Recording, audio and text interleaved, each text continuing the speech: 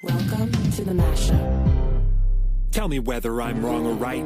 East or west, up or down, side to side. I sit to stand and fall to fly. Of all of my impulsive plans, pop and lock and salsa dances on demand. I follow leading off the map, stop the chatter, scream happily. Welcome to the Mashup. Welcome to the mashup. Welcome to the welcome to the mashup. Welcome to the Mashup. All right, we're going to have to kick Sean out, but we'll get to that later. So 2,000 years ago, a bunch of guys in the Middle East, they had this great idea.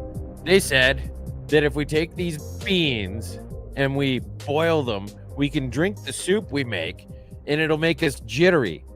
And that probably wasn't a good idea, because the last thing people in the Middle East really need is another reason to be on edge. But anyway, they went ahead with it. It kind of took off, ended up being this big thing. And Welcome, Sean, why are you stop hitting buttons?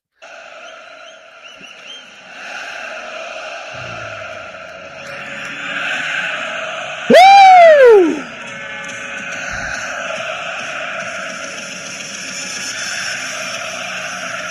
This is just, yeah. So Sean is apparently a little bit happy right now because of, I don't know. Who cares about Two's rant? I'm here, I baby. do. This is a good Mashup one. 160.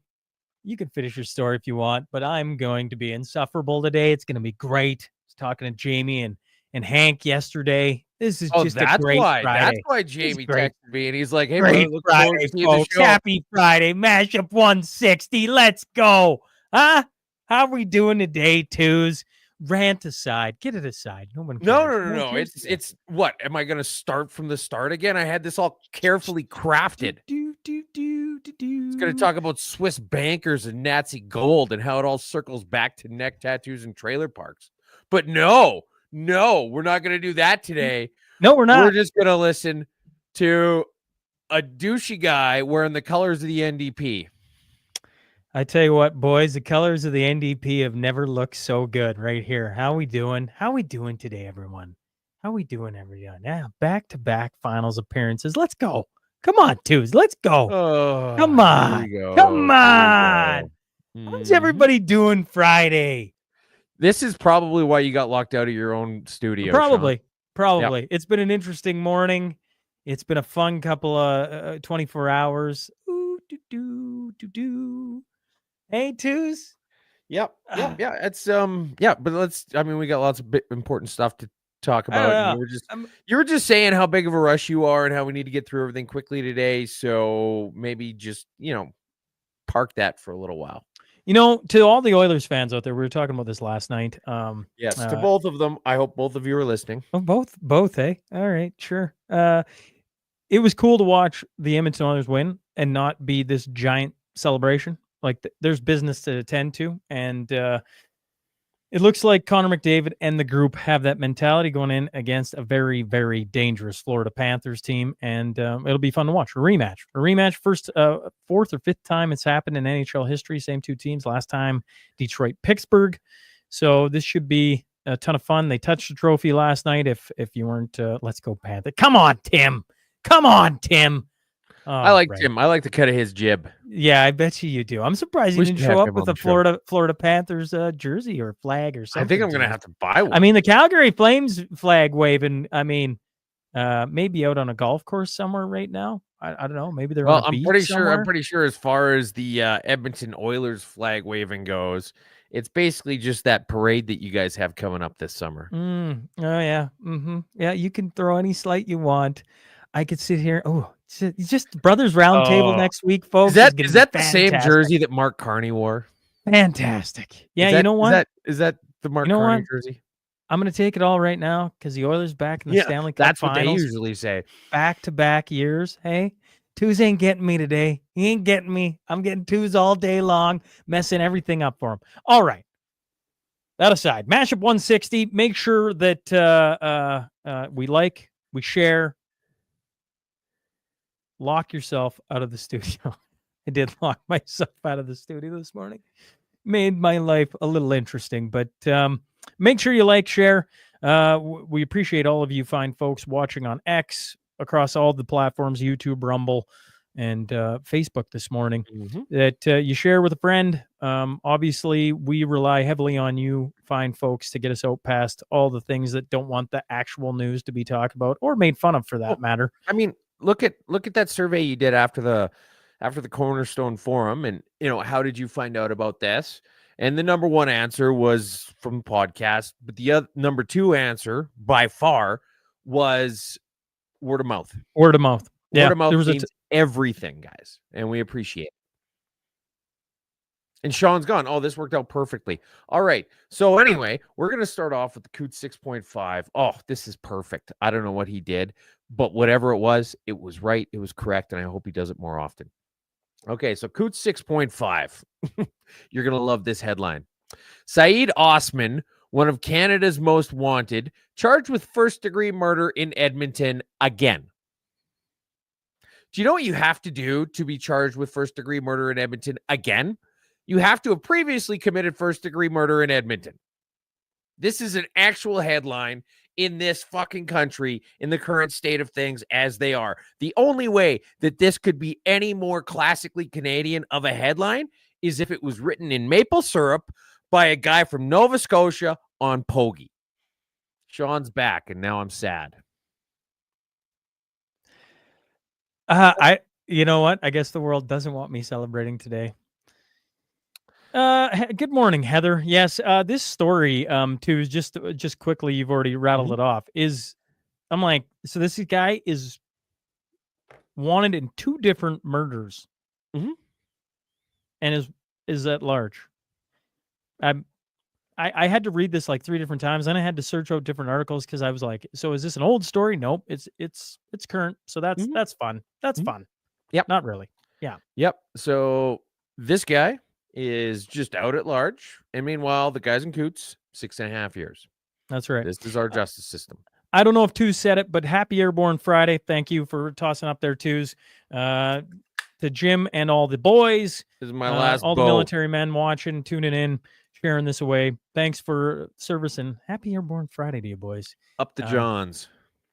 Now, let's shall we get to housing? Let's start with housing, shall we? Oh, well, just real quick.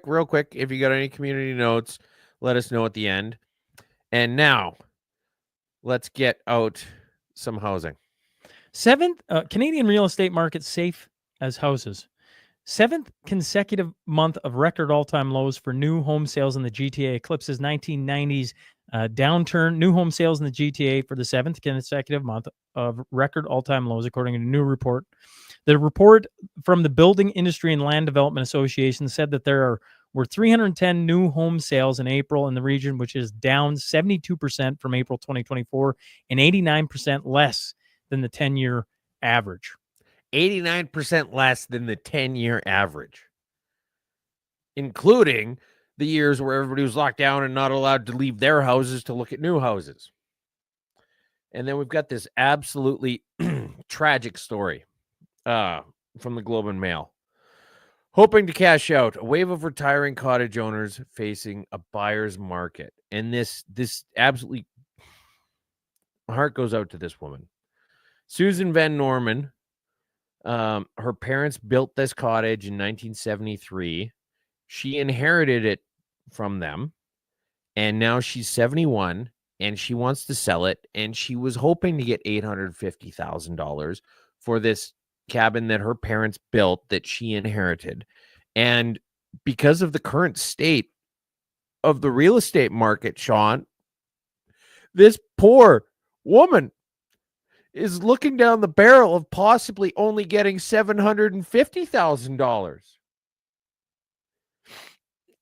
She describes it as daunting. What's going to happen to this woman if she can only sell this property she inherited for $750,000 instead of $850,000, Sean? What do we think is going to happen to all these poor people who just, they got given free stuff and it's only worth $750,000? She was counting on that extra $100,000 that she inherited. It's sad. It's tragic. I wanted to here. I'm gonna toss that out. I wanted to bring this up too, just so Mhm. people could see. Well, just see where it's at. Right. This is a graph showcasing the current month sales, and then it goes down in the bottom in the red. It's year by year, so you can see that. Yeah, 105 sales 105. in 2025. Meanwhile, in like 2021, it goes up so high there isn't even a number there. Right. So yes, everything is down significantly. There was also a news article in Vancouver where apparently people are having trouble finding realtors because the realtors have to put a lot of time, effort, and money into listing things at unrealistic prices that won't sell. And so realtors are saying, we'll help you buy a house, but we're not really interested in helping you sell a house right now. Yeah, that was a strange. I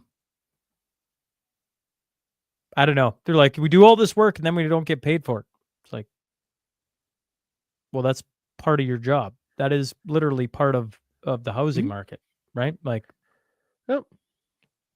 So anyway. anyway, yeah, housing is all over the map right now. So there's that. This just one. Just before we get to media, this was one other quote I'd taken. John O'Rourke, owner of Royal LePage Lakes of Muskogee Realty, said that while listings in the region have reached a 10-year high, sales are down 50% from the same time last year. So it is. I mean, it's just showcasing once again what we already know. So, Yep. yeah. You don't hate media enough. Okay, National Post. Almost 70% of Canadians want child vaccines to be mandatory. A survey says a new poll suggests nearly 70% of Canadians support mandatory childhood vaccinations. A poll of almost 1,700 Canadians found 69% of respondents of immunization should be required for kids to attend daycare and school. Yeah, it's all about measles, right? Mhm. There's They're just just trying to. What happened to just the measles parties? This used to just be a normal thing, and then everybody just got scared of it, and they stayed scared of it. And shit like this isn't really helping. Well, once again, a Canadian Journal of Public Health article published in October 2024 found approximately 76% of 7-year-olds were vaccinated. You know, this goes, anyways. Yeah. It doesn't. It's Well, not I like mean, interesting. Did you read the last paragraph of that 70% of Canadians want child vaccines to be mandatory article? Here. So for everybody listening along, Canadian press health coverage receives support through a partnership with the Canadian Medical Association. So the end of this article is, by the way, these people pay us. right. That should be the headline. The subheadline should be what the headline is. The headline is somebody paid us to put this fucking article here. Globe and Mail. Canadian doctors continue to recommend COVID-19 vaccinations for pregnant people, countering U.S. policy change. Canadian doctors are emphasizing the routine COVID-19 vaccination are not only safe and effective, folks, but recommend for pregnant people, countering the approach taken by American officials. Of course, this is coming as U.S. Health Secretary Robert F. Kennedy Jr. announced Tuesday that routine COVID vaccinations were no longer recommended for healthy pregnant women and children. Yes. So, I mean, maybe they're right. Maybe, devil's advocate, maybe the current state of COVID vaccines, they're safe for pregnant women. Now, on the other hand, we had the worst bit of science you could possibly imagine in the Pfizer study that basically said that out of all of the pregnant women who got vaccinated in the study, only one of them didn't have a premature stillborn. So maybe just address something that changed. Like if something's different now, that would be an important thing to have in this article. Because the last study we had before that, when you got into the data, was that if you get vaccinated, your kid's more or less gone. So just explain to us what's different. Maybe you made them better. Mm-hmm. Maybe tell us how. Uh-huh. Yeah, CTV, get devil's ready advocate. for several years of killer heat, top weather forecasters warn. Get ready for several years of even more record-breaking heat that pushes Earth to more deadly, fiery, and uncomfortable extremes. Two of the world's top weather agencies forecast it's going to get hot, folks, and it's going to get bad. Yeah, the World Meteorological Organization and the UK Meteorological Office, who basically all exist on government funding. And there seems to be a lot of money in pushing things that make people scared from the government lately. No, not at all. To CTV, a fungus that can eat you from the inside out could spread as the world heats up. Oh, Man. no. Oh no. Man, Infection it's just causing fungi responsible for millions of deaths a year will spread significantly through new regions as the planet heats up, new research predicts, and the world is not prepared. A team of scientists from Manchester University used a computer simulation and forecast to map potential future spread of aspergillus, a common group of fungi found all over the world that can cause aspergillosis, a life-threatening disease primarily affecting the lungs, and it's brought to new attention thanks to the popular HBO TV series The Last of Us. yes. So they're tying it into a zombie outbreak. Yes. Yep. Yeah, And but I then mean, if it definitely be scared, everybody. and Be if scared. if that wasn't scary enough, City News Toronto, a new variant of COVID-19 may be driving up cases in some parts of the world. The WHO says COVID-19's back, folks. Oh, you'd think if how many more times does it have to mutate and evolve before we start calling it COVID-20? I don't know. I don't know. I don't know. I mean, COVID X. like everybody's kind of stopped caring about this. Maybe it's time for the Chinese to make a new one. CTV students and young people in Ottawa struggling to land summer jobs. A recent study by job site Indeed shows summer job postings are down 22% from this time last year, and typical summer jobs like camp counselors, lifeguards, and temporary manual laborers like painters are also down. The problem right now that we're experiencing is that a lot of the baby boomers that are or should be retiring are not retiring right now because the cost of living is skyrocketing. Yeah, I mean, it's really interesting that, despite all of this stuff and all these complaints that we just have about the media and how they're trying to scare us and mislead us, we finally get some sort of a completely unbiased, just neutral article. And just to demonstrate how unbiased it is, okay, we're talking about how students can't get summer jobs. And it's going to cover all aspects you would expect of the reasons why you would expect them to not be able to get summer jobs. Now, if we look up, I'm just going to type in IMMI. 0 results in this holistic approach to why students can't find summer jobs. And if I just start looking for words that start with IMMI, no results pop up in this article. That is so weird, Sean. I'm baffled. Book ban? I'm curious if you got Yeah. a headline for me, or am I just rolling? Super scary far-right political party takes extreme measures to ban teaching kindergarten boys how to give each other fellatio. Is that what's happening? That's actually pretty accurate.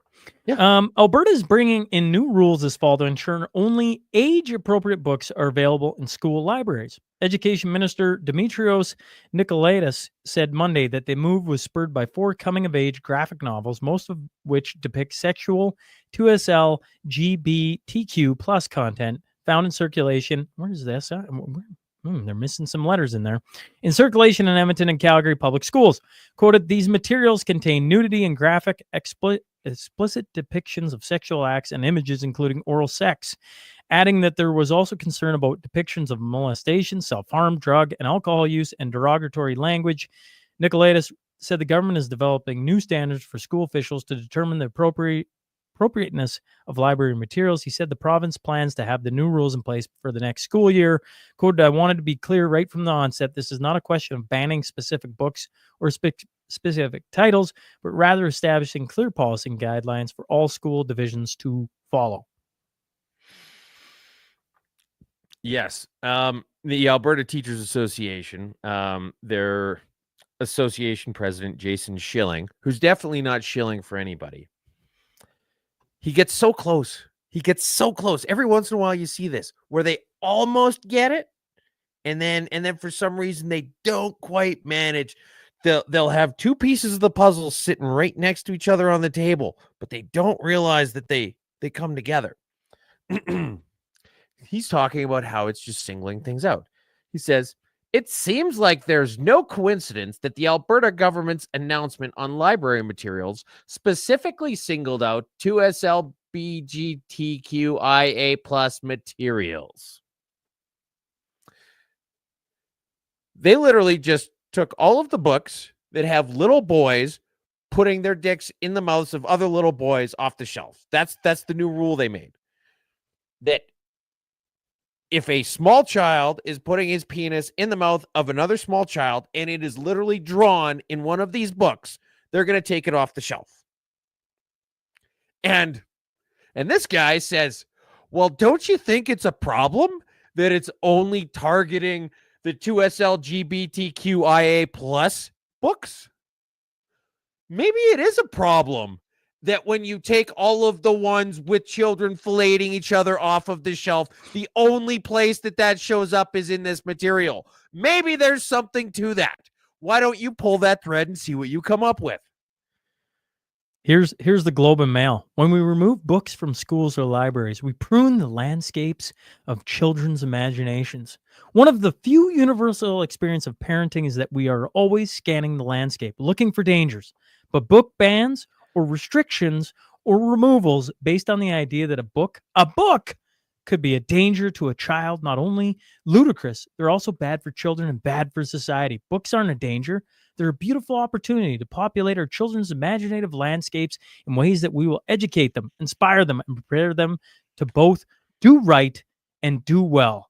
Proponents of book banning would have you believe there are some topics children are simply too young for. Racism, colonialization, and 2SLGBTQ plus kids and families are high on every list. You hear them say they want to protect their children's innocence. Yeah, I'm just going to go ahead and say that the only people interested in explaining to a child that it's possible to put a penis in their mouth are people interested in putting a penis in a child's mouth. I don't think that's in no way controversial. And for the record, this isn't a book ban. You can still find these things on the internet or buy them in places and show them to your toddlers. There is nothing stopping you from taking the initiative to explaining to your child exactly how to fellate. If you feel that it's necessary for a 5-year-old to understand the dynamics, you could explain it to them. You can show them the pictures. You can do all of that stuff. It's just saying that we probably don't need this in schools. Glenn coming in from the West Coast. If you can't post it on Facebook without getting suspended or banned, you probably shouldn't have it in a school library. See, but then in this context, it's correct. But if you want to say something controversial on Facebook, like what if people who earned their money got to keep it? Well, that would get you banned. But I would be okay with that being in school library. So maybe I'm a hypocrite. Teachers, twos. Am I doing headlines today? I'm okay. waiting on. All right. Okay. No. Well, here we go. Strike looms for part-time public sector employees. Alberta teachers vote 99% in favor of strike authorization. Alberta teachers have voted overwhelming in favor of a strike authorization, according to the Alberta Teachers Association. With a 99% vote in favor, the association says teachers in the province have shown the UCP government they can no longer hold up our crumbling public education system. Teachers are standing united in demanding respect and recognition for the challenges they experience in today's classrooms, says Jason Schilling in a statement. Settling for anything less than tangible solutions will not be tolerated. They cite crowded classrooms and a lack of wage increases are the main points of contention among teachers in the province. The rejected deal included general wage increases, adjustments already accepted by other unions and members, and more than $400 million in classroom improvements, which would have started this fall, reads a statement from the Ministry of Treasury, Board, and Finance. Jason Schilling, the same guy we literally just talked about in the last article. Now he's saying that things are untenable in the classrooms and we're going to go on strike. And if we go on strike, if the teachers aren't there because they're on strike, Who's going to teach your children how to put penises in their mouths? Is that what you want? Because we need more money. And until we get more money, no one is going to be there to show them cartoon pictures of boys and other boys and penises and mouths. That's just not going to happen. It's not going to happen until our demands are met. Nobody is going to be showing your kids dicks. I think I'm married to a teacher. All you teachers out there, I can't believe you're you lovely. said part-time public sector employees. I can't believe you said that. Your wife is going to be so mad. To my wife and all teachers, you're fantastic. There's just, there's some things going on. They're absolute absurd. So, and anytime you have the head of a union, Two's outlined it perfectly. In one story, we're talking about him defending that, and then it's like, pick your lane, big fella. Yep. See where you're going to go. Yes. Speaking of strikes. Okay. Speaking of strikes. These are my favorite headlines, folks. Stardate 847-37222. The universe can no longer expand. Its finite amount of energy has dissipated. Our colonies in Alpha Centauri have winked out of existence, and still the Postal Union has demands. All right. Canada Post says it has made its final offer to the union representing its workers in a bid to end the ban on overtime work and prevent a larger strike. The Crown Corporation says its latest offer to the Canadian Union of Postal Workers on Wednesday is an enhanced offer from the one it made last week, despite its latest financial report showing mounting financial challenges. Canada Post says it has made its final offers to the union representing its workers in a bid to end the overtime ban. The Crown Corporation says its latest offer to the Canadian... Oh, man. Okay, I got to scroll down here. The Crown Corporation posted a nearly $1.3 billion. We brought this up last week. The Crown Corporation posted a nearly $1.3 billion operating loss for 2024. The report said, while revenues fell by $800 million or 12.2% compared to 2023. The report said its last year's month national strike was part of the same contract negotiation, contributed a net negative impact of $208 million toward the company's $841 million loss before tax. So the last strike hurt them by $208 million. I believe I read that correct. Yes, Twos? Yes. And so, that's a big hit, but they lost $1.3 billion last year. So, at some point, it's this whole blood from a stone thing, but it's just a damn shame because the only way to save this right now is for the taxpayers to start giving them over $1 billion a year. And I don't know, is that too much of a price to pay? This is a part of our heritage. This is part of what it means to be Canadian. You're 5 years old, you're learning to read, you get the Chickadee magazine subscription tab thing out, and it says free postage if mailed in the United States, but you're not. So then you have to go to the post office at 11 o'clock in the morning, but it's closed because they're on break. And so you go down to the Chinese food restaurant and you round up the postmaster and you say, look, I understand that your union mandated break ended 30 minutes ago, Doris, but I need to buy a stamp. And this is we all grew up doing this. This is part of it. And so she grudgingly, despite the fact that she's about to go on her next break, she goes back to the post office and opens up again. And then you take all the mail out of your box that was for other people and you give them back to her and you get that stamp. And then 6 months later, your subscription to Chickadee starts. And of the monthly issues that you get, 9 of them never arrive. And the 3 that show up are all at least 2 months late. And this is the same thing. This is, like I said, it's part of our heritage. We need to have this for our children, for our children's children. If they don't have a completely unrealistic and entitled Canada Post to get absolutely nothing done with, what does it even mean to be part of this country anymore, Sean? And all they're asking for is $1 billion a year to start off with for every year going forward. I don't think that's too much to ask to get absolutely fuck all accomplished. In negotiations, you always want to be in a position of like leverage, right? Mm-hmm. Like we offer an essential service. Well, Yep. Postal Service, I would argue, is is a very, like, it's going further and further closer to obsolete, but at a time it was an essential service, right? To try and get communication between different parts of the country and elsewhere.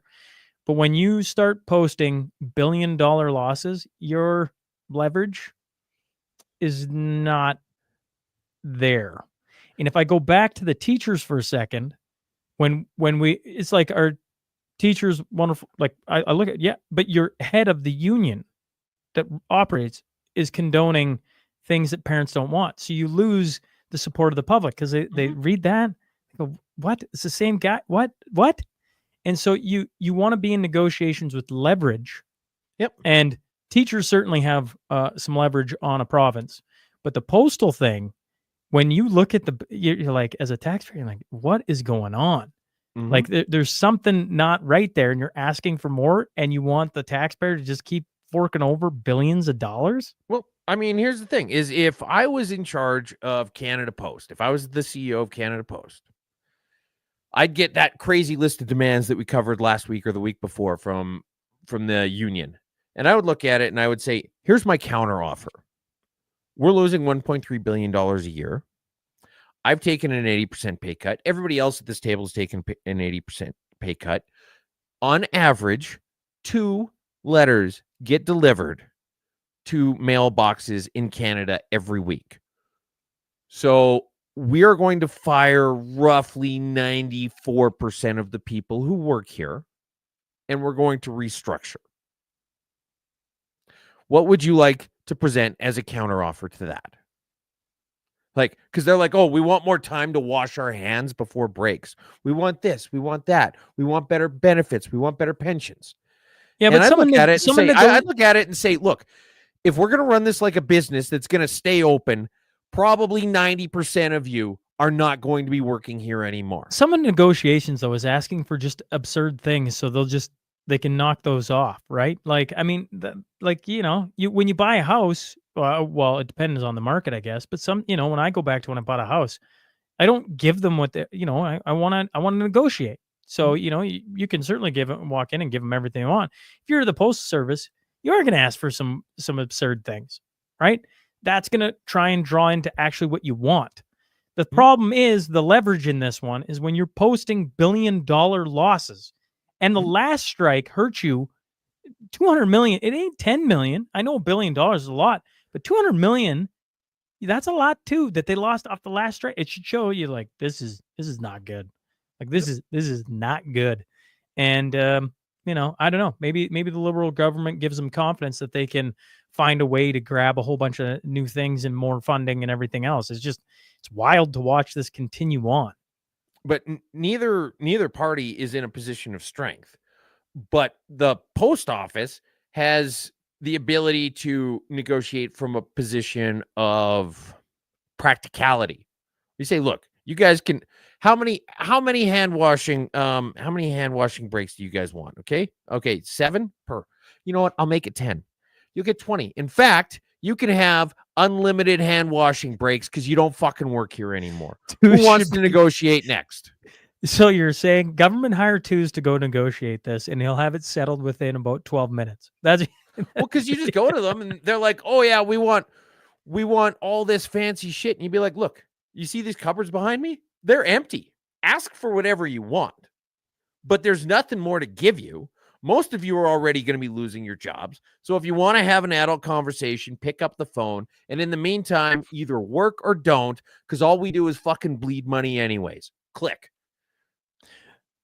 Pickering stabbing. So we're going to go through some rapid fire here. Mayor shocked by so much hate after 13-year-old boy is arrested in Durham homicide. A 13-year-old boy arrested Thursday evening after an unprovoked attack left a woman dead in Pickering, spurring a massive manhunt and a request by Durham Regional Police for area residents to shelter in place. Around 3 p.m. at Lynn Heights Drive, the victim was found in front of her home when a male approached and stabbed her repeatedly. Police said a passerby found her and she was taken to hospital where she was later pronounced dead. Or she was pronounced dead, sorry, not later. Yeah, at this point, it is unknown if there was a relationship between the two people. I mean, aside from the fact that I feel like that's kind of a bonding moment on some level.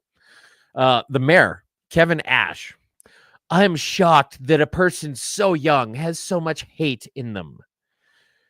He said that the young man was affected by the burden of mental health, adding that the arrest was very troubling because of the impact it will have on his life. Do you know who else's life that had a big impact on? The dead woman. The woman whose life no longer fucking exists because of it. Yeah.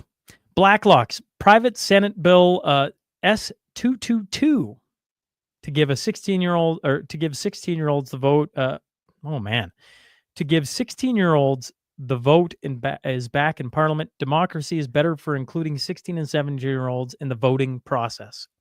No, it isn't. 16 and 17-year-olds are idiots. I know this because I used to be one. I know some of them. They're all retarded. The last thing we want to have is 16 and 17-year-olds voting. I shouldn't even be old enough to vote. There should be such a stringent process for determining who can vote. Okay, do you work for the government? No, you can't vote. Okay, do you do like whatever? You name it. Make it so that the entire government is decided by like 8 people. That's how our voting system should be. I don't disagree on the age requirements. I mean, it's just I don't think going younger is a smart idea. I think that's a very poor idea. I agree with Tu's assessment. I was a moron at a very young age. Probably I'm a moron today. True words have not been spoken on this show. Elon Musk is leaving the Trump administration after leading efforts to slash the federal budget. Elon Musk's efforts to overhaul the federal bureaucracy. I mean, his departure announced Wednesday evening marks the end of a turbulent chapter that included thousands of layoffs, the evisceration of government agencies, and reams of litigation. Despite the upheaval, the billionaire entrepreneur struggled in the unfamiliar environment of Washington, and he accomplished far less than he'd hoped. He dramatically reduced his target for cutting spending from $2 trillion to $1 trillion to $150 billion. Increasingly expressed frustration about a resistance to his goals. Sometimes he clashed with other top members of Trump's administration who chafed at the newcomers' efforts to reshape their departments, and he faced fierce political blowback for his efforts. All true. But it doesn't actually anywhere in this article talk about all of the good things he did, which was cutting down on stupid government spending, idiotic processes, completely unaccountable accounting, which is kind of a funny thing to say out loud. Here, the classic "you do not hate the media enough" situation. Musk leaving Trump administration after criticizing Big Beautiful Bill. Now, for those of you who don't understand, Elon Musk coming in with Doge was a term position. It was fixed. Like from the start of it, I think it was 6 months. It was, you're going to come in, and in exactly 6 months, you're going to leave. So it was already predetermined. The fact that it happened after he criticized the Big Beautiful Bill is completely irrelevant. I mean, you may as well say Musk leaving Trump administration after the Carpathians sacked Rome. Technically, is it true? Yes. Does it have anything at all to do with the fact that Musk is leaving the Trump administration? No.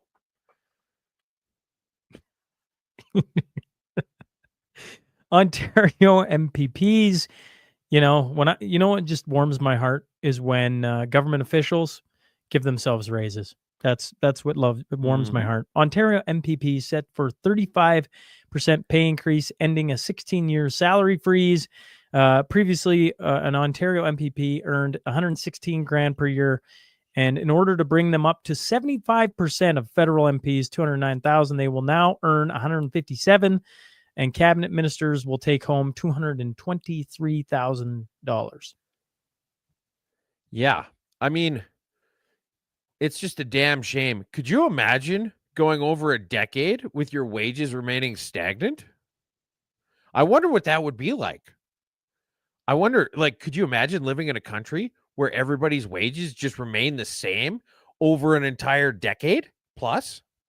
Huh, that's so crazy. If only there was some magical way that we could just flip a button and we all get 35% raises. I get the fact that your wages haven't moved in a long time. Fair enough. But neither have ours, motherfuckers. And I feel as though, and I don't think this is out of line, wage increases for members of parliament and the legislative assembly and all that stuff should be determined by public vote. You put it on a ballot.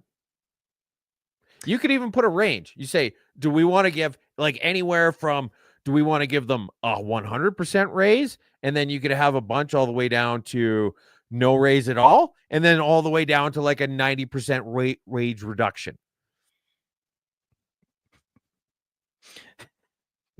They'll never do that. No, they won't. No, because why would they when they could just vote for themselves every time they want to fucking raise? Does anybody see anything wrong with this particular setup in government? The people who get paid by the taxpayers also get to decide when they get raises and how much those raises are. Weird. Conservatives have flipped another riding, this time in Newfoundland. Conservative Jonathan Rowe is the next MP for Terra Nova, the peninsula, after a judicial recount confirmed Conservatives won by 12 votes. Mark Carney is now at 169 seats. Yes. So after all of that, after everybody getting mad because all of these recounts were not giving the Liberals new seats. Oh, there's a recount. Oh, and the Liberals won. Oh, and then the Liberals won. Oh, and then the Liberals won. They're like, they're catching on. I think they're seeing through us. I think they can tell what we're doing. Okay, well, we'll just throw them off real quick. We'll give them one back. New Prime Minister, days after the federal election, Prime Minister Mark Carney stepped into the National Press Theatre and did something Canadians hadn't seen in nearly 10 years, twos. And that is, he started a press conference virtually on time. Not on time, virtually on time. Yeah. What a novel idea. Inside Mark Carney's PMO, where ministers get called out, punctuality matters and patience is on short supply. He started a press conference nearly on time. He's expecting people to use proper English in emails, and he expects them to dress properly. Show up on time, do your job, and do it with a level of a modicum of professionalism. And this is such a huge cultural shift in this country that it was worth writing an article about. Yes. Public servants are expected to not be fucking late and are no longer allowed to wear Crocs. And this is newsworthy in Canada. I mean, it's a nice change. Give Carney his due. I can't believe I'm giving Carney anything at this point, but hey. But I mean how low has the bar been for the last decades? That's right. He says, ladies and gentlemen, I'm in charge now. We're going to be making some changes around here. No more pajama pants. A new poll suggests more Tell than me half. I'm wrong. You're not wrong. It's just that's what the last 10 years has been, right? I mean, even the media will be like, Trudeau, we're starting at 6-ish, maybe 7. Yep. Like, we don't know. And so it's just like that. Then they got to juggle because they never know when you're like, one of the things they pick up immediately, and you're right, it's newsworthy, is it started virtually on time. Holy crap, folks. It started nearly virtually on time. And would you know he's got a dress code and you're supposed to comb your hair and put your pants on. That's a shocker. It's like, well, I mean, it's like if you're running a meeting and you say it starts at 3 p.m., that meeting starts at 3 p.m. regardless of who's there or who's not there. And that's it. And maybe the first couple times there'll be something awkward because somebody is 10 minutes late and they had something they needed to address at the start. You'd be like, look, your time to address this was at 3:05. You weren't here. We moved past it. I'm sorry. Please show up on time next time. And then every other meeting after that, everybody's there at 3 o'clock. That's it. That's how it goes. You set the tone and everybody follows it. Yes. A new poll suggests more than half of Canadians say they understand why Alberta might want to split from Canada, even if almost 2/3 say they don't want it to happen. This is a Ledger survey which polled 1,500 plus Canadians between May 16th and 18th, suggests that 55% of Canadians understand Alberta's desire for independence. Yeah. So if you've got all of these people across Canada saying, Well, yeah, I mean, obviously, I hope they don't do it, but I get why they're mad. Maybe we're not crazy. Maybe we're not extremists. Maybe we're not a fringe minority. Maybe we're just some regular ass people who are tired of being treated like shit. Fraser Institute. Switzerland has nearly 65% more doctors and a much shorter wait time than Canada, despite spending being roughly the same amount on healthcare. Canada's healthcare system is increasingly unable to meet patient needs, with wait times reaching record lengths over 30 weeks for planned care in 2024, despite significant rising public spending and growing dissatisfaction among patients and providers nationwide. Swiss healthcare outperforms Canada in nearly all performance indicators: more doctors and nurses per capita, better access to care, shorter wait times, lower unmet needs, and higher patient satisfaction. 94% versus Canada's 56%. And 56% at this point, I feel like, is probably giving Canada a little bit more than where people are at. But there you go. Well, how many people just don't bother going to the doctor because they're like, what's the point? Yeah. So I can spend another 8 years on a wait list? So here's how much is spent: 11.5% of the economy in Canada, 11.9 in Switzerland, so slightly more. How much is paid for by the government funding? Canada 100%, 32% in Switzerland. And you just go down and down and down, and look at it just yeah. Well, it's funny because if you say anything at all is wrong with the healthcare system, like anything at all, you just say, you know what? I wish that they would change the paint color on that door. And then someone will jump in and say, oh, you just want to bring in the American system. Guess what? There's like 200 other countries that have different systems, and they're all better than ours. So why don't we look at some of this? What is wrong with saying, well, you know what? Maybe we could try a little bit of this. What if we, in the words of Tim Moen, legalized healthcare?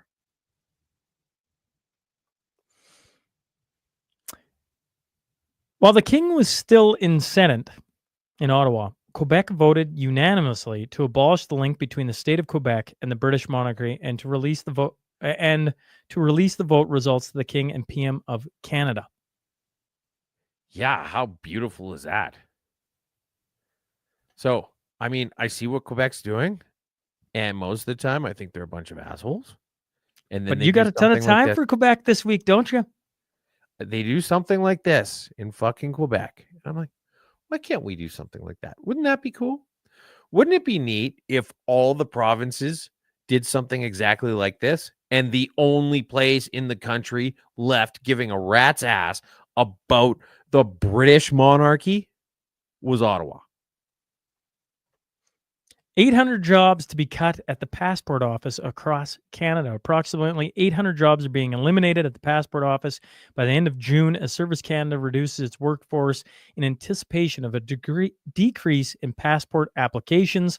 As a cost recovery program, Service Canada's workforce levels for the passport program is being aligned as of the end of June 2025 to a decreased volume of passport applications now being forecasted by IRCC for 2025-2026. And that's not even all of it. Canada Revenue Agency is cutting up to 280 jobs, and there's another like 900 jobs scattered around the federal government. This is going to be the first time that there have been any job cuts in the federal government since before Trudeau took over. And I just want to point out how beautiful and hilarious this is, that their unions said, don't vote for Poilievre. He's going to cut 17,000 jobs. That 17,000 job cut myth that we heard so many times from places like PSAC, which, I mean, they're all a bunch of PSACs, but like, he's going to cut 17,000 jobs. And you have to understand that that would be political suicide for Poilievre. And what he was going to do was, just as people left, which, I mean, it's a cushy government job, so it's either retirement or death. But as people left, he wouldn't replace all of them. And that's how he was going to cut down on the size of the public sector. Was just, when somebody leaves, we won't necessarily hire for that position again. And they're like, oh, he's going to cut 17,000 jobs. Vote for Mark Carney instead, because Polyev is crazy extremist and he's going to cut all these jobs, even though he was never going to. And now Mark Carney just doesn't say a damn word about it. And then the ink's barely even dry on the last round of ballots that they brought into Newfoundland. And here he is cutting 2,000 jobs. So congratulations, you played yourself. This is just poetic. It's beautiful. It's hilarious. Let's get on to some goofy news. Edmonton to have Pride Parade for the first time since 2018. Yeah, and I mean it's great. It's wonderful. I see you're wearing your Pride stuff today, so I get it. It's a big deal. Everybody's happy about it. Yeah, we've actually got some live coverage of it and what it looks like. Here it is. I'm gonna maybe I'll give it a bit of volume.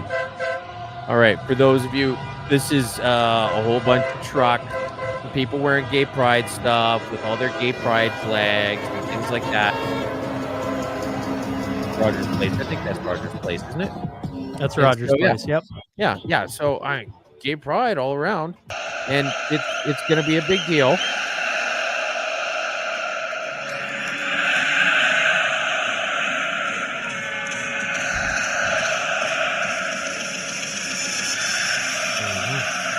Can you cut that for a sec?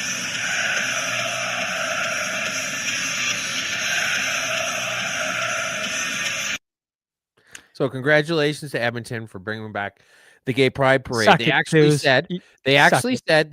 said that if they get a really good showing from the trans community at this parade, they may be able to have more lost packages than Canada Post.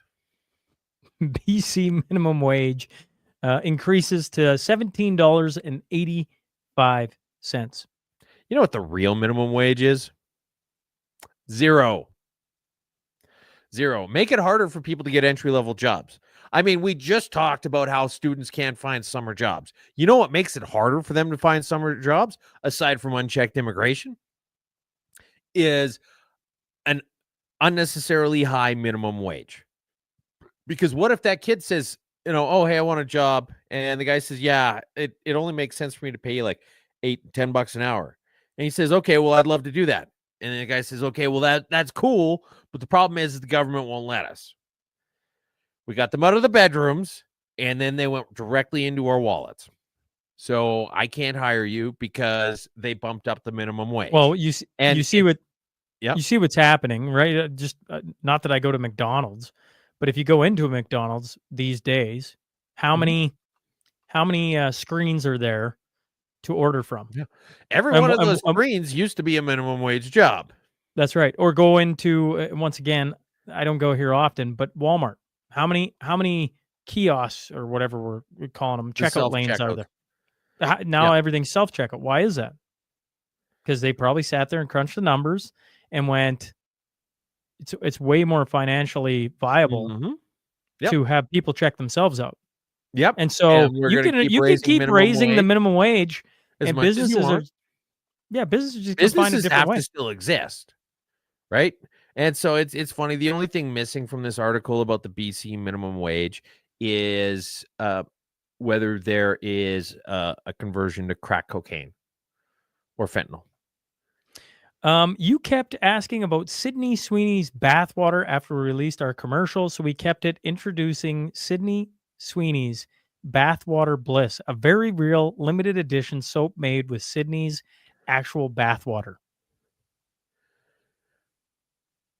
Yes, Sydney Sweeney, the girl from Madam Web with the giant honkers. Yes. They made a bathwater out of her soap. And so there's all these. Well, they made soap out of her bathwater. Pardon me. They made soap out of her bathwater. And now everybody's just like, oh, are you going to wash my mouth out with soap? And the comments, the pictures, all of these posts and replies are hilarious. Sean, do you know how they actually got the bathwater from Sydney Sweeney's house to the factory to build this? 2 very large jugs.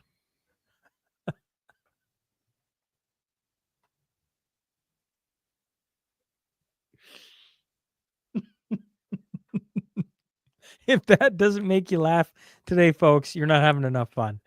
Oh my goodness. Yeah. Okay. Yep. All right. All right. All right. All right. Here's the next one. Wife has tested positive again after being negative for the last 5 days. What the heck is happening? This is somebody taking a COVID-19 PCR test on May 29th, 2025, and their wife has tested positive. And I mean, I'm sure you're up to date on all the latest articles from CTV about the spores and the World Health Organization advisories, and it's great that you're just still taking this seriously, and it's just a damn shame that everybody else is being a jackass and doing things like getting on with their lives. And I hope that your wife recovers very quickly from the small bout of sniffles that she will undoubtedly have. Here's our favorite on the show, Jason Kenney, former Premier of Alberta, Jason Kenney, honored to attend the King's speech in the Senate chamber today and to reconnect with many friends like the amazing Senator Yona Martin.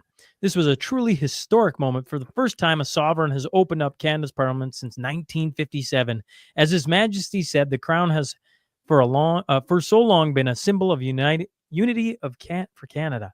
It also represents stability and continuing. Holy man! Continuity. Thank you. From the past to the present, as it should. It stands proudly as a symbol. I just choke on my words when I'm reading Jason Kenney. Can you give me a break, folks? It stands proudly as a symbol of Canada Day, as in all our. I didn't realize you were capable of choking on anything. God save the King. Viva la Canada. Yeah. Just look at that fucking smarmy douchebag. Just look at this. Here is, I got to take you out first. Here we go. Yep. Look at this. I asked Grok about these medals. These are basically parliamentary participation medals. So he's wearing participation ribbons. Yeah. So they're just commemorating. They're just commemorating, like each one of those. One of them, like 57,000 of them got given out. One of them, 76,000 of them got given out to public servants. When the Queen had her Diamond Jubilee and her Gold Jubilee and whatever else, right? Like that's all this is. It's just they gave out a bajillion of those medals to people who happen to be in the public sector at the time when the Queen hit a milestone in her tenure as ruler of a different country. That's what he got all those medals for, and he's wearing them, and he looks like a total fucking jackass. We should send him a button. Says Premier ousted by Alberta, or I'm sure you could come up with something more clever. like if we got a medal for him to commemorate the time that we kicked him out on his ass for being a piece of shit. I don't know if you know this. I'm a lunatic conspiracy theorist or something along that lines, which, by association twos, you're right there with me. Imagine looking at the two of us and saying you're the crazy conspiracy theorist. Secretary Marco Rubio, for too long. Wait. Here it is. Give him a tits up medal. I think that's about perfect. Did I mention we have the best audience? We have the best audience. We do. For too long, Americans have been fined, harassed, and even charged by foreign authorities for exercising their free speech rights. This is Secretary Marco Rubio. Today, I'm announcing a new visa restriction policy that will apply to foreign officials and persons who are complicit in censoring Americans. Free speech is essential to the American way of life, a birthright over which foreign governments have no authority. Isn't that great? I think that could have almost been the happy news. So basically, if you're trying to fuck around on any American citizen's freedom of speech in any country and you want to apply to get a visa to the States, they're going to look and say, yeah, you're not a culture fit. Now, here's just a random video of some guys using a rototiller in Africa somewhere. And then this guy says, No, show the video first. Well, I don't know, whatever. It doesn't matter. Well, whatever. They're just mucking around with a rototiller, right? Yes. There's nothing too crazy about that. Guy's probably not very familiar with it, but aside from that, it's nothing much. And so this guy goes, it's metal, so it does more harm to the soil than it helps. That's why the farmers were banned from using copper plows. Now, copper, you may or may not know this, is metal. I found this to be absolutely just mind-boggling. He says that has to do with the microbiological effects of magnetisms with Schumann resonance and atmospheric pressure. Long story short, farmers were growing so many plants that the United States government stepped in and had farmers switch from copper plows to harmful metals. Copper is a metal, but all right. This changed microbial behavior, and typically a soil-based tilled with traditional tools takes about 2 years to get back to their original behavior. Now add the aluminum and barium they're spraying on the soil. It's all way out of whack. Quick Dick McDick is spraying aluminum on the soil. This is crazy. This is just like, this guy knows, obviously he knows more about the sub-keto interference of the planet Xenon and how it's affecting the radons and quarks in wheat, barley, all of it. Like this just, these are people that are allowed free speech. And I'm not against them having free speech. This is one of the stupidest, craziest people I've ever heard in my life. The reason why plows aren't made out of copper is because it's soft and brittle, like your logic here in this. They're made out of steel, which comes from the ground, by the way, and not copper, which, by the way, to correct you, is actually a metal, believe it or not, because it's stronger and more durable, and it lasts longer, and it can bend a little bit rather than just cracking. That's why things are made out of steel. Colorado man hit in the eye by a foul ball sues Rockies, in part blaming team's poor performance. Yes. Timothy Go ahead. Timothy Rockall suffered a catastrophic and permanent injuries when he was hit in the face and right eye by a foul ball during the Rockies' July 16th, 2023 game against the New York Yankees. Attorneys for Denver firm Nielsen Weiss wrote in the lawsuit filed Monday in Denver District Court. He was a guest of a box owner and did not pay for his ticket.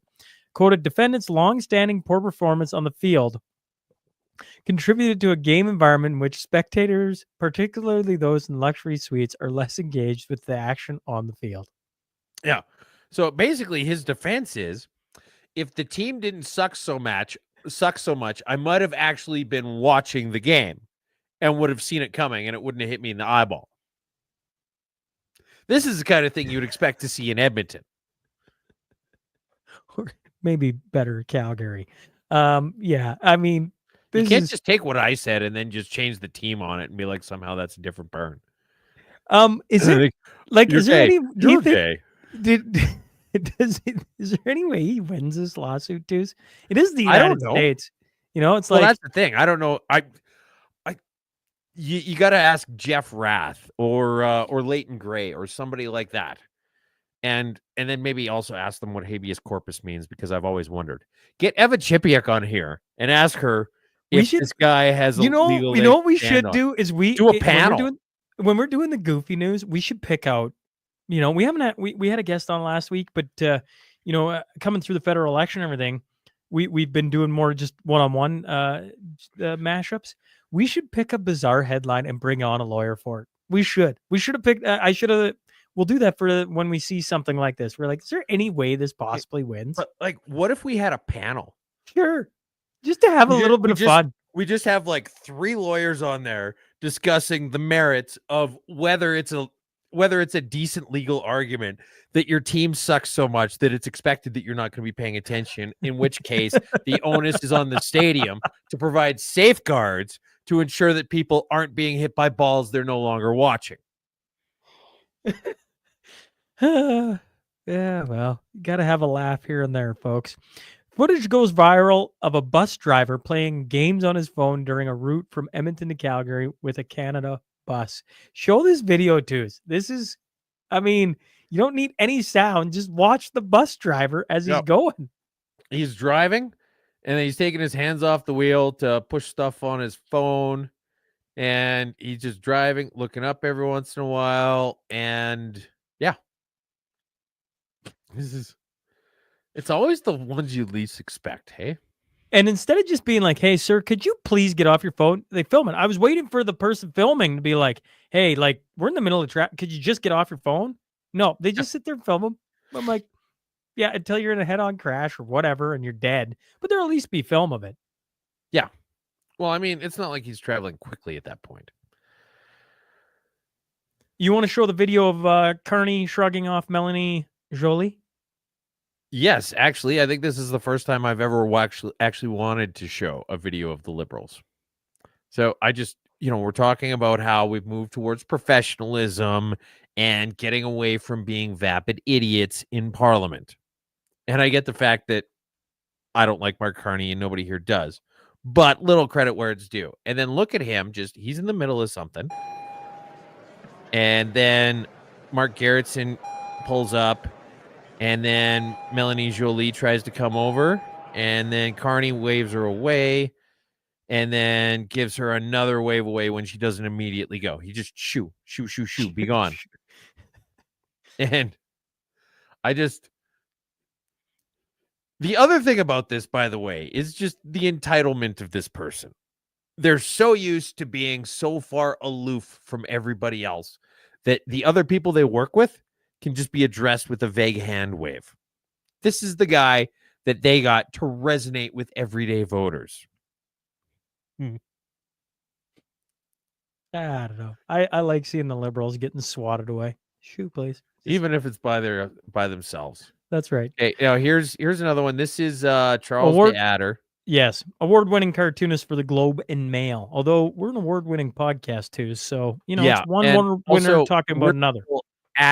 We're still at the podcast. He's no longer at the Globe and Mail. He won awards at the Globe and Mail, but he's not there anymore, if I'm not mistaken, unless he got rehired. And so here's a bunch of babies crying in a bathtub, and on the outside of the bathtub is written "Separatists." And the thing about it is that this is kind of a classic Charles the Adder thing, where there's nothing personal or connective. And people are like, "Oh, this is hilarious, blah, blah, blah." But you could literally take this out. You could take out the word separatists, and you could write in any word. You could be like liberals and have that exact same thing, and it would be just as relevant. You could have Oilers. You could definitely have Leafs. You could literally just put any word on there other than separatist, and it would be every bit as valid and every bit as funny as it currently is. And that's lazy and stupid, and this is why this guy got let go from whatever place he was at before. Maybe it was the Globe that he came to now, and he was at some Halifax thing before. But it's just lazy, it's stupid, and it speaks to the lack of coherent arguments against separation when the best they can do is a boilerplate bathtub. Yeah. Interim NDP leader. The NDP is not a serious party, folks. Legit now. Interim NDP leader pushing for resources. Yeah, the NDP are not a serious party. Truer words probably second time today have now been spoken on the show. Interim NDP leader pushing for resources after losing party status in Parliament. The interim leader of the federal NDP says that while the door may be shut down to the party being granted official status in the House of Commons, he hopes other parties will grant it resources. For instance, we have access to the lobby. We kept our offices. These little privileges, as Davies puts it, are what federal parties now considers a win after a general election where the party was reduced to mere 7 seats, down from its previous 24. Losing official party status means the NDP MPs will be limited in how often they can ask the government Liberals a question in the House of Commons and will not be automatically reserved a place on parliamentary committees where legislation flows before it passed in the House of Commons. Yeah, this is their worst electoral outcome ever. All right. And so under the leadership of Jagmeet Singh, they have gone from a party that's not a serious party to not even a real party. And I'm not going to say that this is actually, I am going to say this. I'm going to say this explicitly. This is classic socialist. This is the most NDP thing they could do. There is a certain set of criteria that they don't meet to get a bunch of free shit. and they can't get the free shit because they're not good enough to do it. They can't get the shit because they're not good enough. And so they want an exception made so that they can just get other people's free shit that they did not earn. And it is kind of nice to see a logical consistency, even if it's flawed logic. Like, Yep. okay, well, you have to earn this. Okay, well, we didn't earn it. Okay, well, you can't have it, but we want it anyway. Okay, well, that's literally what their party is all about. So that's wonderful. I didn't even read this. I'm just going to read the headline. What is trans broken arm syndrome and how can it be help stop it? I didn't even read it too. Article came out. It was just at the end of last week, but I didn't see it, and so I just, usually we only cover stuff that's a week old or newer, and this one is 9 days old. So trans broken arm syndrome is, for those of you who don't know, who was me before I read the article too, so don't feel badly, Sean. It's where they go in for medical procedures that are typically only done for the genders that they now claim to belong to, as opposed to the ones that they are biologically in reality. And so a trans dude, a tranny, will go in there and say, "Hey, doc, I want you to check my ovaries and make sure that I don't have cancer." And the doctor will say, "Well, I'm terribly sorry, Miss Bennett, but you don't have any ovaries." And he'll say, "I'm a girl. Can't you tell I'm a girl?" And the doctor will say, "Yes, sure, whatever. Please don't stab me with that pen. But you don't have any ovaries for me to check. And so there's nothing for me to look at. I'm sorry, I can't check the ovaries that don't exist. All I can What do you say want is, from me?" the longer you talk, the more happy I am that I didn't read the article. And so anyway, this is this huge stigma. This is a very sad and large problem in the trans community, is that people without ovaries cannot get their ovaries checked. And all right. And it's this stigma, and there needs to be progress made in terms of affirming these people. Sticking with And- the LGBTQ, Mhm. Canadian Greens leader Elizabeth May sponsors petition asking the Parliament to declare an LGBTQ genocide in Canada. Well, I mean, they're not exactly making new ones for themselves, are they? Can we show something funny? Can we show the video? No, I'm not done yet. I'm not done yet. Yeah, Well, then, because fire here's away, the thing, dude. Sean. Okay, when two men have sex with each other, they don't make a new baby. That Yes, was. I realize. I okay, get. Yes, all right, I get. okay. Okay. Now here's the other thing. All right, so Elizabeth May is a very well-known piss tank. She's a fucking drunk, and so I'm thinking maybe there's a little bit of dyslexia. Maybe she was just kind of slurring her words, or maybe the person she was saying this to was dyslexic, and she wasn't saying genocide. She was saying she wants a side of gin. All right. Show the Okay, funny now video. please go. Yeah, I want you to show the video. I watched part of it, but I'm like, I just want to watch it in real time. He's back. This guy's hilarious. As far as I'm concerned, I want to get this guy on the show. All right. Well, I tried looking him up and I can't find him. He's not on Twitter. Well, there you go, audience. Try and find this guy for us. He's on TikTok, and we want to have him on. In the meantime, he did this other video about a $240 pasta carbonara from A1 Michelin star. $240 pasta. I wouldn't fucking pay it. It's in a little glassing. Carbonara, so egg and flour. Where the fuck is the... Sorry, I accidentally turned the phone off when I got mad. Where the fuck is the rest of it? That's what I was mad about. If I pay $250 for a bit of food, I want to be fucking brought to hospital after it. I want my stomach pumped. I want the doctor to have to come in and tell me, Garen, you can't keep living like this. If I pay over 20 quid for food, it should fucking endanger my life. This doesn't even seem to have any fucking bacon. That's an entry-level health risk. Give me the pasta they cook on the big fucking wheel of cheese, but I expect to be able to eat the wheel of cheese as well. Stop this nonsense and follow me. I'm delicious. So yeah, anyways, he's back, and I had a great time with it last time too. And so I was like, yeah, we're going to put this guy in the news again this I week. just want to have him on the show so we can just like I don't know. He's just it's got to be the accent and everything else. But Well, all of it. I love how he gets mad and shuts the video off. Damn it! I was so mad. I hit the video. Yeah, well, we've been there, haven't we, folks? Oh man, Toronto. Toronto. No. Show the block video. Show the block video. Forgive me.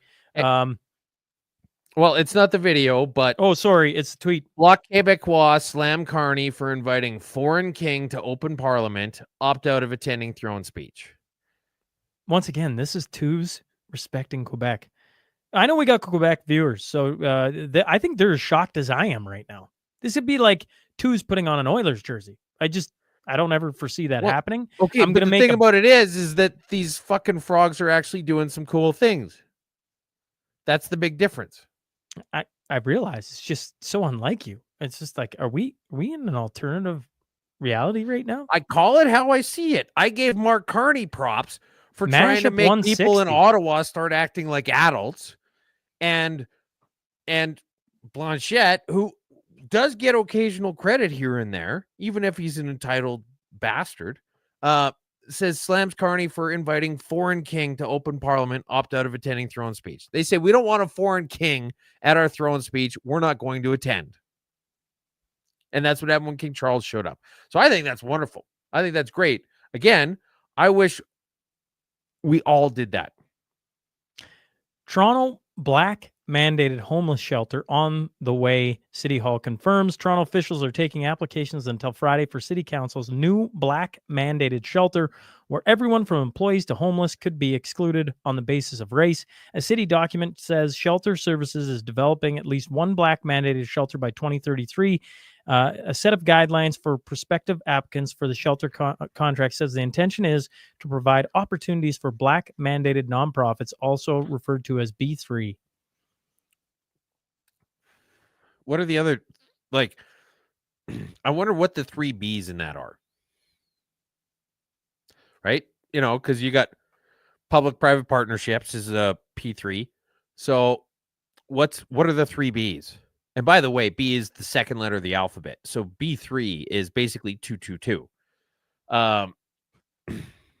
Yeah. So anyways, it's only for Black people. So imagine you're just this Hispanic dude and you just come up and it's like the middle of winter, 40 below.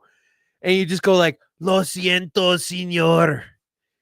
Yo es muy frío. Yo tengo un casa para noche. And they would be like, get out of here. Get out. Get out. You're not Black. But this is the government. Do you remember when we covered that the federal government denied funding to the church of the original Underground Railroad because that's a long time ago? Yes, I do. Yes. So for those of you who don't remember, the Underground Railroad, the slaves, when they came north to Canada, they formed a church in and around Toronto. And then that applied for this funding grant for Black churches. And they were denied because they weren't black enough. Correct. The Underground Railroad Church was not Black enough to receive funding. Correct. And so you're kind of just setting yourself up for Underground Railroad Church 2.0 here. And I'm curious to see exactly how bad this gets, because it could be pretty hilarious at the expense of Filipino homeless people. Happy news. The Wheel of Time was unceremoniously canceled by Prime Video by way of Friday news dump, mere hours before a 3-day holiday weekend. For ardent fans of the rebellious and expansive genre storytelling, this was utterly tragic news. Yes. Oh, it was just absolutely horrible. I don't know. Did you ever read the books? Nope. Seminal. Phenomenal. Some of the best books ever written. Gets a little long-winded towards the end, but I think there was like 16, 14 of them by the time it was all finished. All right. And I mean, one of them was almost 1,000 pages. I think Sword of Chaos was the longest one. And so anyway, Amazon Prime did 3 seasons of this. And they're some of my favorite books of all time. So when I found out they were making a show, I'm like, this is wonderful. I hated the first season. I quit partway through the second season. Do you have to just understand this for a second? You're taking your favorite books, some of your favorite books of all time, and turning them into a TV show. And you quit partway through the second season, not because the show ended, but because they're that bad. That's how bad this was. And so it's funny because this article, it talks about how it was just a victim of the streaming wars. And it took the Wheel of Time also took massive creative risks that maybe wouldn't fly on other paint by numbers fantasy productions. They lifted countless bits of queer subtext and pushed them into the forefront of the adaptation. The Aes Sedai were represented by a diverse cast of actresses of all ages, ethnic backgrounds, and body types. And it just goes into basically how it took very loosely speaking the bones of the Wheel of Time and then made it as woke as possible. And because of that, it was a huge success. No, I would argue that because of that, it was a fucking failure. Well, obviously it was. They removed it. One of the main characters, this guy Matt Cawthon, was just this fun guy because he was always getting caught up in shit, and all he wanted to do was drink beer, gamble, and chase girls. And then he always just keeps getting caught up in this like international conflicts, and he's got to save the world. But he's just trying to all he wants to do is just pinch some tavern wench's bottom and play cards. That's all he wants. And then he just keep getting dragged into these things. And they turned him into this morose, sad, lonely, boring, shitty person, despite the fact that he was like he probably was the most fun character out of all of the books. Well, but I can tell you this. I watched a guy like that. And so it sucked. And now it's I maybe watched an episode, maybe two, because I remember the preview for it. And I was like, oh, that looks actually pretty good. And then I watched I don't know if I got through 2 episodes. And I'm like, yeah, I don't know. I don't know. And I just carried on with life.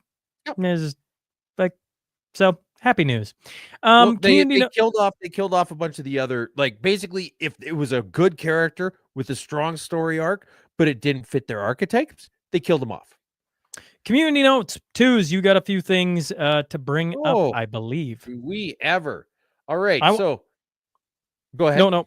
No, I was just going to say Prophet River Community Note has a brand new website, and I just pulled it up. So if people are anywhere in Canada wanting to buy firearms, all the things, prophetriver.com, that's where you can go. They just released it, so it's brand new, all updated, and they ship Canada wide. So if you're looking for anything to do with firearms, you're looking for a long distance hole puncher, this is the place to go. That's right. What else you got? Okay, well, we got a couple things from friend of the show, Shane Getson. So June 6th, which is coming up pretty quick. That's next weekend, I think, is golf tournament for the Constituency Association at Cougar Creek Golf Resort. Actually, it's next Friday. It's remember, because we said it's during the mashup, so we can't go, which is a damn shame. But tickets are on sale. You can save a little bit if you book an entire foursome. Apparently it's a really nice course, and it's just outside Edmonton, not terribly far ways. So there's that. And then June 19th, he's having a town hall at the Iron Lady Saloon in Gainford. So those of you who have ever... It's a cool name. Yeah. Well, those of you who've ever spent much time going up and down that road, little oil and gas, you probably have stopped in for a few beer there. And so I'm going to be doing a live component of it, just sort of streaming it and getting questions in and stuff like that for him to discuss. I may be doing it in person. I'm not entirely certain yet. It's probably going to be a last minute decision, but I'm going to be helping him out with that. Sean? We got join us Saturday, June 28th for Airdrie's second annual car meetup, calling all muscle cars, JDM, KDM, Euro, classic cars, supercars, cool rides, and motorcycles too. If you just want to show up, want to show it off, or just want to drool on them, then come on out. No registration required. Everyone welcome, all ages, free barbecue, rain or shine. I like free barbecue. Yeah. And what day is it? June 28th. Okay. So we've got a little bit of time. Saturday, June 28th. So that's coming up. Okay. We unify. So what the hell is it? September 19th, I think, is the date. Oh, it's on the here. I'll pull it up. I think it's on No. there, isn't it? I could be, well, here. God damn it. I'm screwing this up here already, hey? Well, here, I'm going to bring up their Twitter. September 19th to 21st, Yep. 2025 in Calgary. At the The BMO Center. fourth annual Reclaiming Conference. We unify. All There you right. And it appears as though you've got Michelle Ferrari, Robert Malone, Stockwell Day, Viva Fry, Bruce Party, Francis Widowson, Jacob Wells, Tony Greco, Lisa Bildy, Paul Allen, Kalea Carrington, Jamie Soleil, Brett Oland, Jennifer Johnson, and Fatine Grisecci. Sounds about right. There's going to be a bunch more. I don't know. The finer points are being hashed out, but there's going to be quite a lot of social media influencers and whatnot there. September 19th, 21st, 21st, I should say. 21st. Correct. They're in going to Calgary. have kind of a trade show exhibition area. I'm guessing a lot of those. So lots of like meet and greets with social media type people. Again, details getting fleshed out, but have it on your radar. And that's it. That's what we got this week. Folks, Mashup 160 in the books. Thanks for tuning in, for hopping on. We're here every Friday, 10 a.m. Mountain Standard Time. And, you know. What does that say at the bottom there, Sean?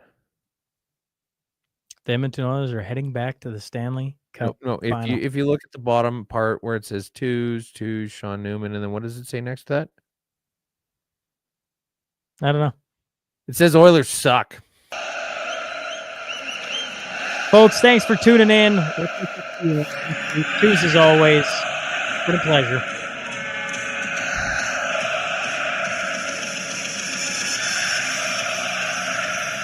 I'm glad that they've got their parade back, but I would caution Oilers fans that pride cometh before a fall. Go Oilers. Are you going to do the outro or what?